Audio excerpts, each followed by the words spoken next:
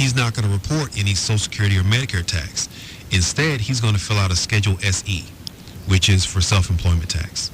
Okay. And so that's how he's going to fund or collect his Social Security credits, is through the paying of Social Security tax, or self-employment tax, I'm sorry. Yeah, okay. And so it's important that the church understands this classification for ministers and handles his compensation properly. Okay, your pastor's compensation is broken up into 4 separate parts. Okay, they may not all be equal, but for example's sake, I'll make them equal.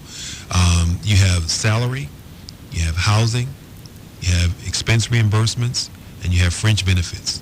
Okay, if you have a pastor that's making $1,000 a month, we're going to allocate that $1,000 equally among those 4 parts. Only $250 is taxable for federal tax, and that's his salary. Okay, so when he gets his W-2, it's only going to reflect the taxable portion of his compensation, which is just the salary. Okay, the expense reimbursements, the fringe benefits, and the housing, he's going to receive those benefits absolutely tax-free. Okay. And a person who's handling his taxes and does not understand those categories and those legal categories, then he could end up paying more. Yes, sir. Yes, sir. They're going to do it wrong. This time of year, we are really busy because we only do pastors' taxes. In addition to the other services that we provide, we only do taxes for pastors because we understand that they can't just go to H&R Block and Jackson Hewitt and a lot of these other tax services because a lot of the individuals there may not be familiar with how to handle a ordained minister's taxes, and he's going to end up paying more tax than what he should. And so we only do pastors taxes for pastors. And what you're saying is other entities may not major in pastoral categories, but they just major in handling taxes. Exactly. All right. Was there anything else in particular that they need to understand about the minister? That's the biggest area where people get it wrong. Okay. It's important that if your church pastor, if his compensation is not set up properly, this is the best time of year to get it done. It's a new year, it's a fresh start, and these things have to be allocated ahead of time. This is not something where you can come at the end of the year and say, okay, we've already paid our pastor, his $100,000. Now let's go back and let's reallocate it so that we can lessen his tax burden. The IRS does that. This is something that has to be done ahead of time. You have to have the proper minutes and resolutions in place to begin doing this. And so it's important that if you are thinking about this and this is the desire that you have and you want to start doing things decently and in order, you need to give us a call at 281-441-4431 so that we can sit down with you and explain it to you and show you the numbers before we start moving forward. And once again, tell them what the website is. You can reach us online at www.jameschestnut.com. And if you want to just shoot us an email, you can email us at support@jameschestnut.com. That's support@jameschestnut.com. Okay, I hope you have your pen and pencil together.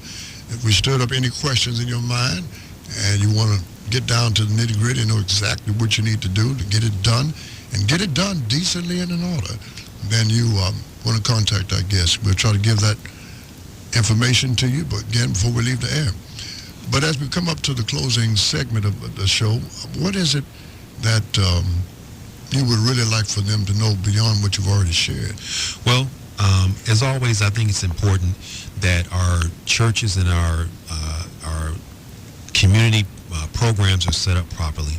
And the 501c3 has always been the most valuable tool that any nonprofit or any church could have.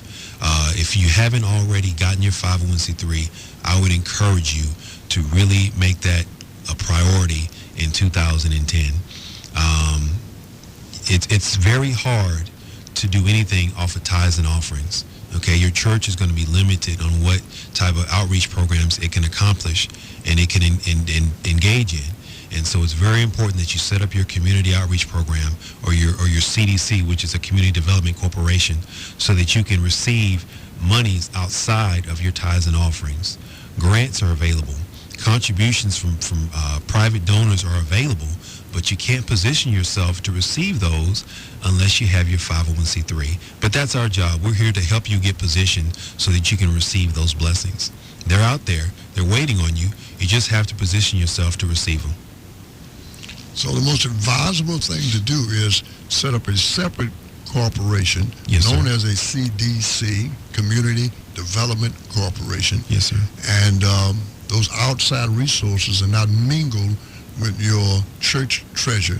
They come into a different account under the CDC. Yes, sir. One of the biggest questions we get in regards to 501c3s is, can we use our church 501c3 to do all these things? Can we umbrella these different activities under our church 501c3? And the simple answer is no. You just can't do it.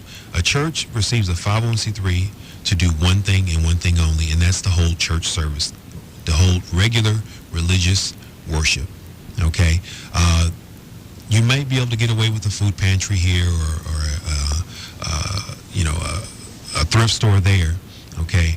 But if you're going to do anything else, we would highly recommend that you set up a separate corporation, if for no other reason than to limit your church from liability.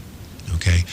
You don't want a situation where you engage in activity in the community and something happens and your church is hurt financially, okay, or its reputation is hurt by something that occurs. It's very important to set up a separate program. And again, more importantly than that, you can only do so much off of tithes and offerings, and it's hard for churches to qualify for grants. There are not a lot of foundations and corporations and private donors that are looking to benefit a religious group, okay, which is what your congregation is. It's a religious group, a church. They want to fund programs that are doing community work, that are benefiting a segment of the community or the community as a whole. And so it's a lot easier for a community development corporation or some other type of community program to qualify for either a faith-based grant or a bank or a Walmart grant than your church. Okay. Well, I hope we made it clear today with this special edition of the Christian Community Today. We've been talking with James Chestnut III of James Chestnut and Associates, and they are church consultants, and they major in helping the church handle its business. And so if you're interested in that, you need that service, give them a call. What's that number again? 281-441-4431. And you can reach us online at www.jameschestnut.com, or you can shoot us an email at support@jameschestnut.com. Now, Pastor Crosby, before we close, I want to say this because I want to make sure that we understand that even though the devil comes to steal, kill, and destroy, okay, and we understand that he works through different aspects to try to get at our church or get at our organizations, God has promised us that the gates of hell would not prevail against his church. Okay, and he has not given us a spirit of fear. I want to make sure that is very clear. I don't come here to talk to Pastor Crosby to try to make anyone afraid, okay, because God has not given us a spirit of fear, but he has called us to be good stewards of the blessings that he has entrusted to us. And I think it is our obligation, okay, to make sure that we use these blessings to benefit him and to glorify the kingdom. And it's just doing it right because it's right. Yes, it is the right thing to do. And that's what you want to do. You want to be in order. And that's basically what we've been saying. Let's get our churches set up to be in order so we don't have to deal with the chaos of having done it wrong. Yes, sir. It's 2010. It's a new decade. Right. Let's get a fresh start here. Let's start now doing it right, getting it right. Okay, right. And we really do thank you for coming to share that information, to stir someone who may not be paying attention to what's going on and may not be aware of the new guidelines that are out there. So we encourage you to give our guest a call.